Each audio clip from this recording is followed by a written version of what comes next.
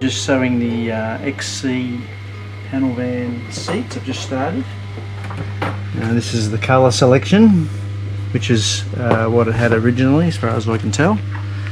And I'm doing a part that it's quite tricky. This is the headrest.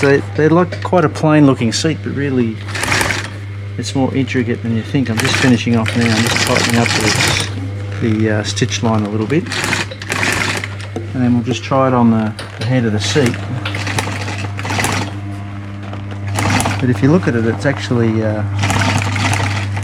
quite a bit more intricate than you would think for just a plain Falcon seat when you have to actually sew it. So, example in point, have a look at the pattern. This is the three pieces that make up the headrest.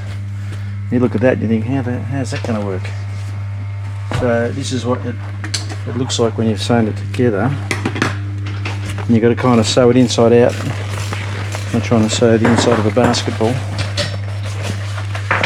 And then you got to reverse it.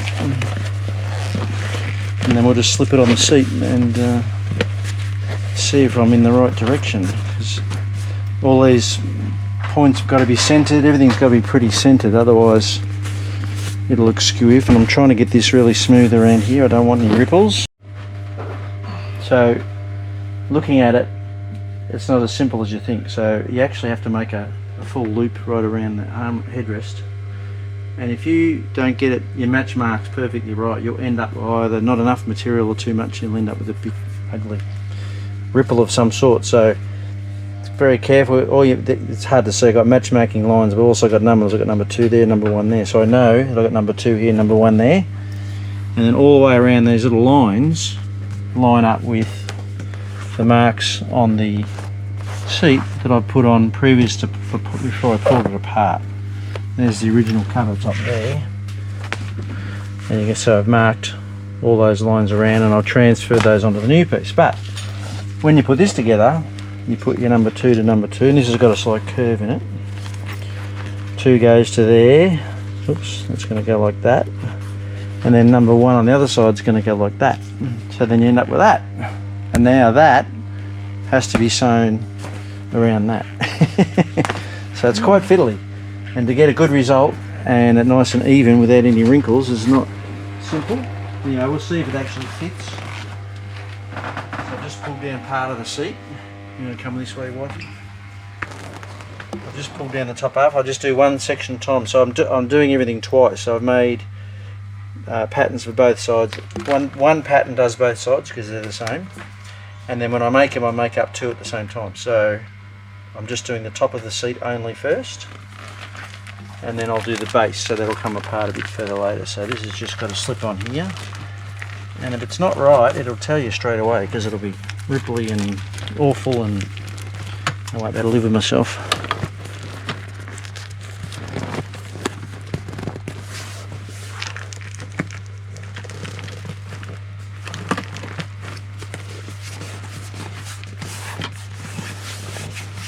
So that's a first fit up. No heat. I can put a little bit of heat on that and bring those down, no problems. It's funny, it didn't show that ripple before when it was separated, but so that gets tucked up under there. And if you look at this one, it sews up through there and around there. So it's pretty tricky, you know, to get that right. As I said, it looks like a simple seat. The stitch line comes through there. So it's probably not technically in its correct spot just yet because the rest of the seat isn't on it, but that's looking better now because I pulled that down. That matches up with the line there, you see.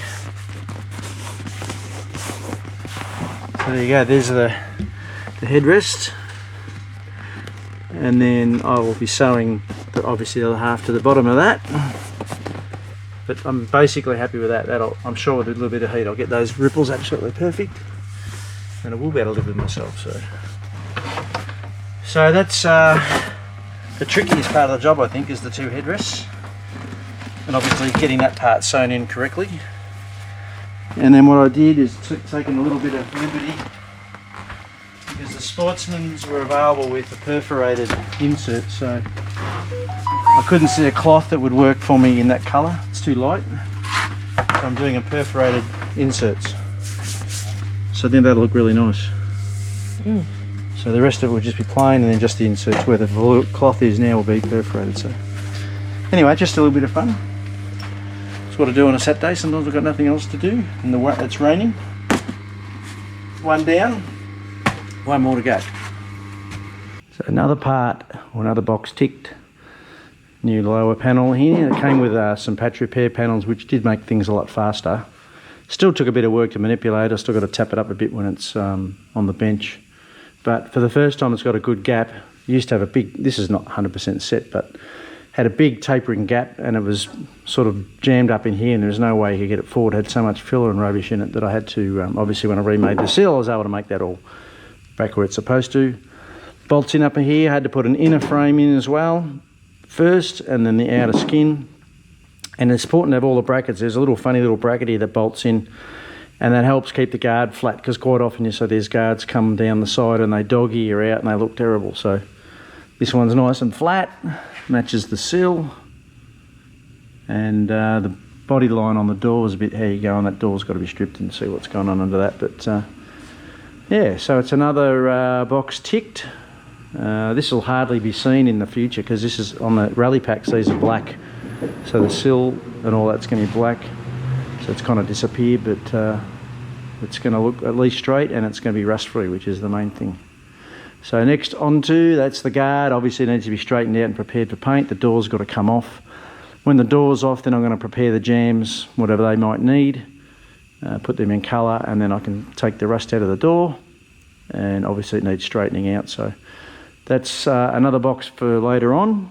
Next job is I'm going to turn the van around, and then we're going to see what we're left with in the sill and the guard and the quarters on the other side. I'm hoping it's going to be better than this side. I think it is, but there's a lot of magic fiberglass floating around, so I'll have to strip it back to bare steel and see what it comes up with. Anyway, on to the next one. Didn't bother filming much of this. It's pretty much just the same as the other side. The only difference being this sill didn't need anywhere near as much. I bare metal the sill, and it was very clean. I had to change about to about here. I just put a new section in the back corner there, because it wasn't worth replacing the whole sill. It was good. Obviously the doors are going to need the bottom corners, which is so common in this era. They always do that, so I'll remake the bottom corners of the door. And then with the doors off, I can see there's a couple of very small repairs just in the bottom of the A-pillar.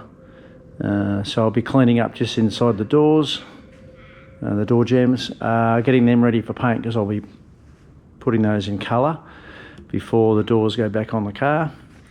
Guards, the same thing. Once the guards come off, I'll prepare those completely on the bench, get them in high fill, paint the jambs of the guards. But before they go back on, of course, the engine's got to come out, and then we've got to do engine bay, clean that up, which will also involve cleaning up the wiring that's been got out. There's all sorts of bits been cut in and screwed together. It's an absolute mess. So I will be addressing all of that at the same time that I paint the engine bay, and then I'll detail the engine. Needs a rear main seal, and I'll give that all a bit of a clean up. Also just cleaned up, found a factory air cleaner for it, so I've just cleaned up the original air cleaner, getting that ready to paint. Yeah, just getting it back to looking stock. So it's the weekend again, and just tinkering with the panel van interior so that everything sort of intersects in the right corners. So this is kind of the insert now. We've got a perforated insert made up, and this will pull out, I'm assuming this will pull out nice and tight when I put it on the seat. It better, or I won't be happy. So you've got to kind of sew it inside out to get it to go around here at the side. So it's quite fiddly, and if you don't get it right, it's going to look terrible. So this is a, I've just finished sewing this a minute ago. So here's the, well, it's not fitted, but the end result.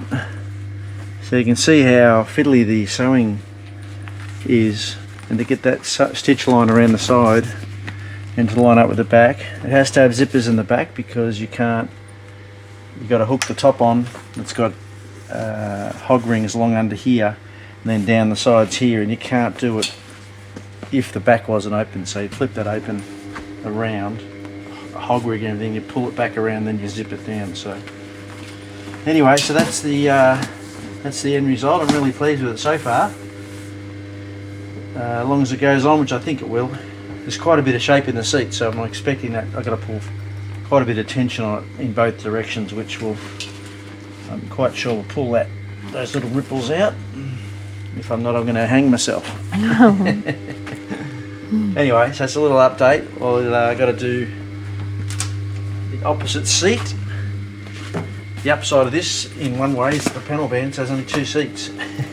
And the bottom is very straightforward. All the work's in this, in the headrest assembly, and all this stuff. This stuff is where all the work is. As usual, when I'm building a car at the shop, in the background I'm chipping away at the upholstery. This has been a bit easier than other jobs in the past because there's only 2 seats. Usually got a back seat, and often you got other things you've got to do. So this has been actually quite trickier than you would think. It's a fairly plain looking seat really, but if you look closely, this headrest area is basically a pocket that goes on the headrest. It's sewn all the way around. So this is the correct pattern for the day. This is a factory or reproduction material. And I went for the Sportsman perforated inserts. I just thought that'd be a nice little take. But that could have been available on this car, but it wasn't. But it's just a little thing I wanted to do, just make it look a little bit snazzier. So the 2 seats are done. I've just got to clean up the console and the door trims and stuff to make sure they look good enough. So the other little project I'm doing, which is a headlining. Now these were available with a full headliner that went from front to back, right down the whole length of the roof. But there was no headliner in the car when I bought it. It had a carpet, I don't know what you would call it. So I've had to source a headliner. So I got a front section of a headliner out of an XF Falcon, which is a slightly later model. I'm pretty sure the roof's the same shape. So in doing that, it gives me a pattern that I can use for the cabin, if you like, the cabin area of the panel van. And then it'll extend to the back half, which this car, like I said, didn't have it, but it was available as an option. So I end up making my own head bows out of an old head bow set that I had, and I've modified these slightly. So I'm going to run those right down to the back of the car. So it's going to be a bit of a challenge because I have to adapt the front headliner to the new back headliner and make it all flowing right through the car. Well, hopefully that goes all right. I haven't done one before like that. I've usually had a pattern, and I haven't done one with a panel van, which is very shapely at the front but very plain at the back. So it'll be interesting to see how that goes.